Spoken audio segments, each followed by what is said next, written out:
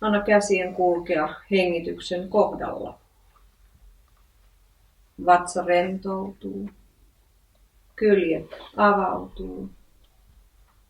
Rintakehä laskeutuu ja vatsa supistuu.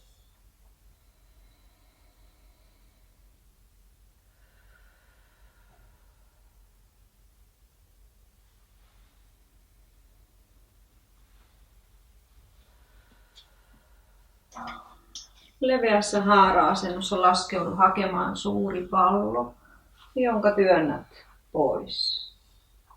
Sisään hengitä, ulos hengitä. Sisään hengitä, ulos hengitä.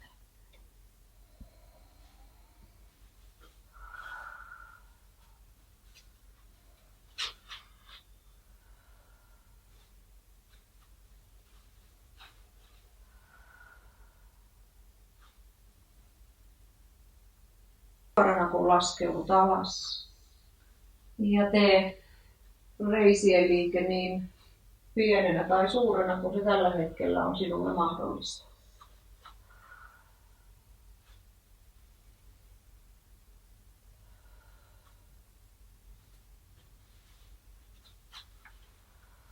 Nosta pallo pään päälle ja taivu sivulle.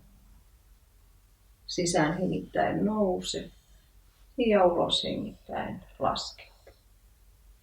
Laskeudu niin alas, kun se kehossasi tuntuu mukavalta.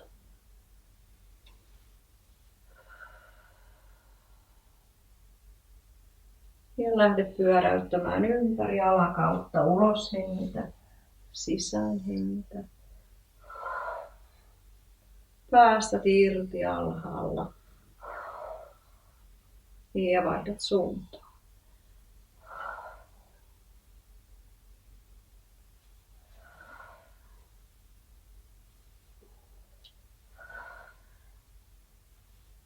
Kavenna haara-asento ja sisään hengitä, ulos hengitä.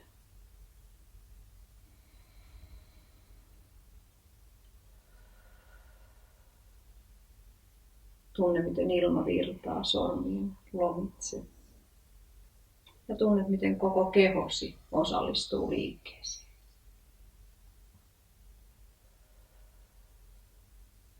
Sisäänhengityksellä viet kantapäille painon, uloshengityksellä varpaille. Sisään ja ulos. Sisään, ulos.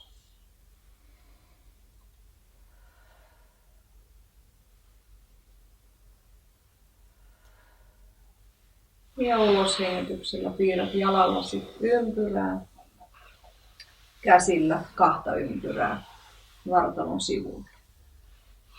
Ulos hengitä, sisään hengitä.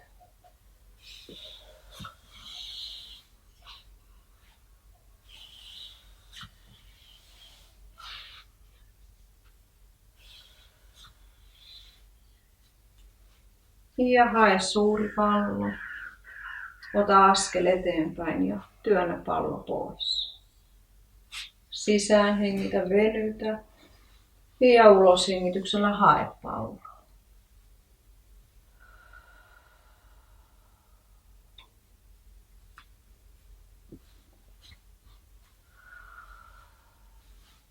Laskeudu alas selkä suorana. Ja kun työnnät pallon eteen, niin pysy keskilinjallasi. Selkä suorana. Ja ulos hengitä, sisään hengitä.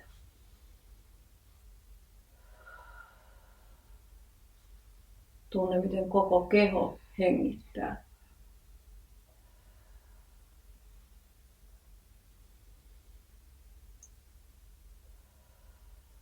Ja jää hetkeksi kuulostelemaan kehosi tuntemuksia.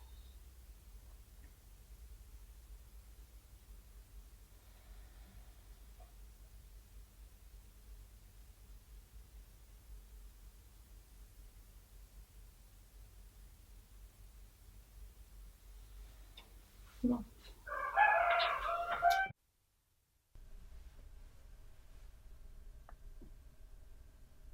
Syöminen voi olla mielenkiintoinen kokemus, kun sen tekee tietoisesti.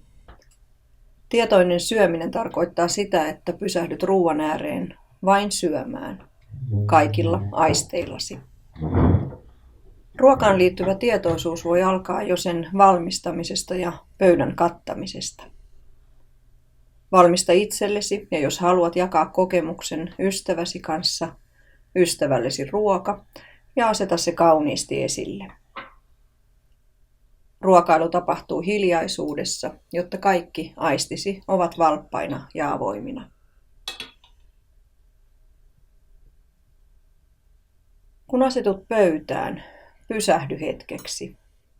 Huomioi muut ruokailijat ja katsele pöydän antimia uteliain mielin. Katsele hetken annostasi, sen kokonaisuutta, värejä ja muotoja.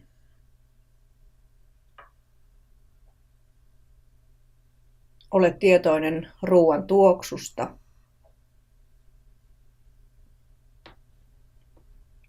Tarjoa ruokaa muille ruokailijoille.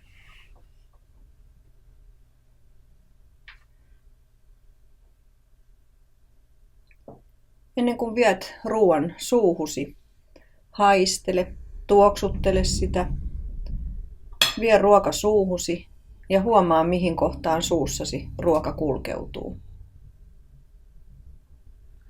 Tule tietoiseksi ruoan mausta ja rakenteesta. Pureskele jokainen suupala huolellisesti, jopa 20 kertaa ennen kuin nielet. Nielaiset tietoisesti ja anna ruoan kulkeutua vatsalaukkuun ennen kuin otat toisen suupalan. Älä ennakoi makuja. Suhtaudu jokaiseen suupalaan ikään kuin se olisi uusi tuttavuus. Uteliaana. Niin kuin pieni lapsi, joka totuttelee makuihin.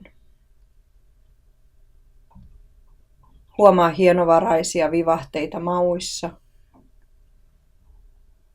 Kirpeää.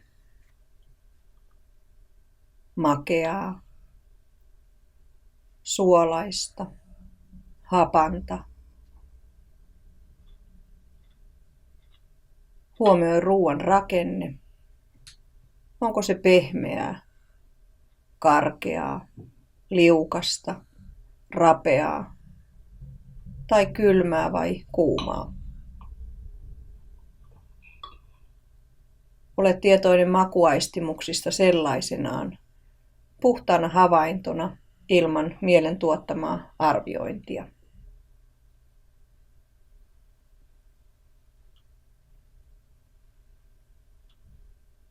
Tunne suupalojen tuoksu ennen kuin viet ne suuhun. Katsele ruokaa ja ajattele esimerkiksi, mistä tomaatti on kulkeutunut lautasellesi. Kuka laittoi sen lautaselle, haki kaupasta, laittoi sen kaupan tiskiin. Kuka toi sen kauppaan, kuka poimi, kasvatti ja missä se kasvoi. Kuinka pienet eliöt mahdollistivat sen kasvun ja kuinka aurinko antoi sille valoa ja sade ravitsi sitä. Ruoalla on usein pitkä matka lautasellesi. Voit olla usealle ihmiselle ja luonnon olosuhteille kiitollinen siitä, että nyt voit laittaa tomaatin suuhusi. Voit ajatella leivästä samanlaisen tarinan. Syö hitaasti, pureskele hitaasti. Voit välillä laittaa ruokailuvälineet pois käsistäsi ja keskittyä vain pureskelemaan. Avaa kuuloaisti kuulemaan ruokailun äänet. Astioiden kilinää, pureskelun ääntä, nielemisen ääni. Ääni, joka syntyy kun leikkaat veitsellä tai työnnät haarukan suupalaan. Aisti myös muut ruokailijat ja huomioi heidät ystävällisesti.